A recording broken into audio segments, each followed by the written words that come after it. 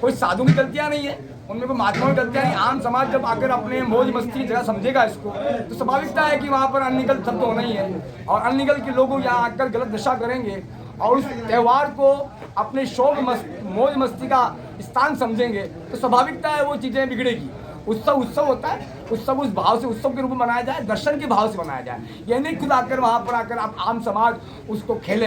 होली जो भस्म बनी है, भस्म केवल भगवान शिव और उसके पुत्रों के लिए बनी है, उनके गणों के लिए बनी है, कोई आम समाज के लिए नहीं बनी है। आप समझे मणिकर्णिका घाट क्या और महामशान क्या चीज़ है। इस मशान की राख है ना, एक शरीर को पवित्र भी कर देती है और चाहे तो जीवन को बर्बाद भी कर देती है। इसलिए मेरी आम समाज से ये कहना है, आप आके दर्शन करें, इस राख से ना खेलें, और ये दर्शन की जगह है, कोई अपनी शौक मौज की जगह नहीं। डीजे के धुन पे लोग डांस करते हैं, नृत्य करते हैं, तो क्या इस बार डीजे अनुचित रूप में कार्यक्रम को ना करें, उचित रूप में करें। जो संस्कार और हमारा शिष्टाचार कहता है, जो हमारा अनुभव कहता है, हमारे देवताओं ने जिस परंपरा को निभाई है, उस परंपरा को निभाया जाए। कोई ये शौक मौज मस्ती की जगह नहीं, इसको शौक मस्ती में बनाई जाए। आम लोग जो इसमें शामिल होते हैं उनके लिए क्या संदेश देना चाहेंगे?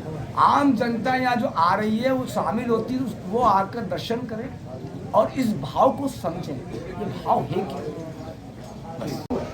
और उत्सव होता है, उत्सव को जिस भाव से हम रवाना चाहें, उत्सव को जिस भाव से हम रंग सके, उस परमपिता परमात्मा के स्वरूप के अनुसार से और लोगों से जो अगर यहाँ आ जा रहे हैं गृहस्थ, उनके लिए क्या अनुरोध करना चाहेंगे कि वो लोग किस प्रकार से और कितनी दूरी बना के इसको देखेंगे? हम कहते हैं कि काशीवासी हमें देखें, लेकिन दूर से देखें, चिता भस्म में आके मसान पे आके हड़कम न शामिल होना उचित नहीं। शामिल आना बिल्कुल नहीं, दूर दूर तक न दिखाई दे। ठीक।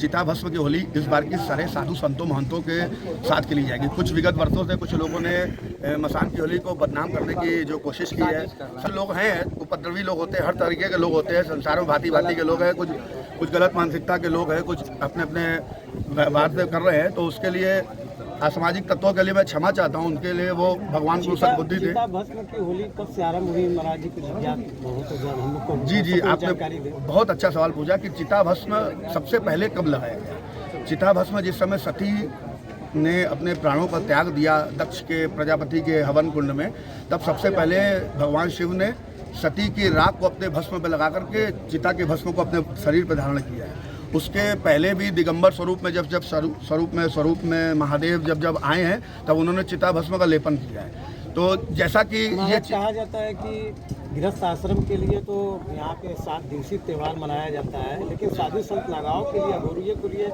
महादेव एक दिन अपने लिए जो है चिता भस्म की होली खेलते हैं। क्या उसमें गृहस्थ आश्रमों का प्रवेश आपको उचित लगता है? नहीं, एकदम नहीं होना चाहिए। गृहस्थ आश्रम का प्रवेश एकदम शमशान पे, जैसा कि हमारे सनातन की परंपरा है कि अगर एक बार हम शवदाह को छू भी देते हैं, तो हमारे यहाँ कहा जाता है कि बिना नहाए बिना कपड़ा धोए घर में नहीं प्रवेश करना चाहिए। तो सनातन को शमशान पे आने की कोई जरूरत नहीं है। आजकल आप जैसे देख रहे हैं, लड़का लड़कियाँ आते हैं, मैं देखता हूँ कि यहाँ शमशान पे आके सेल्फी लेते हैं, रील बनाते हैं ये बच्चे। तो इनको अभी नहीं समझ में आ रहा है इनका दुष्प्रभाव। जब ये स्वयं पिता बनेंगे, तब इनको बच्चे में जब दोष मिलेगा, तब इनको समझ में आएगा। गृहस्थ आश्रम वाले के अगर आयोजन में नागा साधु अघोरी पहुंच जाएंगे तो कैसा लगेगा? एकदम उनको भी प्रवेश करना चाहिए, उचित नहीं, एकदम उचित नहीं। जैसा कि गृहस्थ के त्योहार में नागा साधु प्रवेश नहीं करते हैं, तो उसी तरह ये नागाओं का, अघोरियों का त्योहार है, इसमें गृहस्थ को प्रवेश नहीं करना चाहिए, एकदम नहीं करना चाहिए। धन्यवाद। कि आम जनता मसान की होली खेलने ना आए।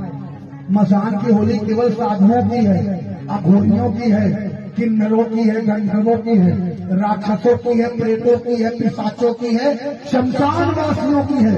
गृहस्थ आश्रम वालों की मसान की होली नहीं है। लेकिन हाँ, दूर से देखने और दर्शन का आनंद लेने आ सकते हो।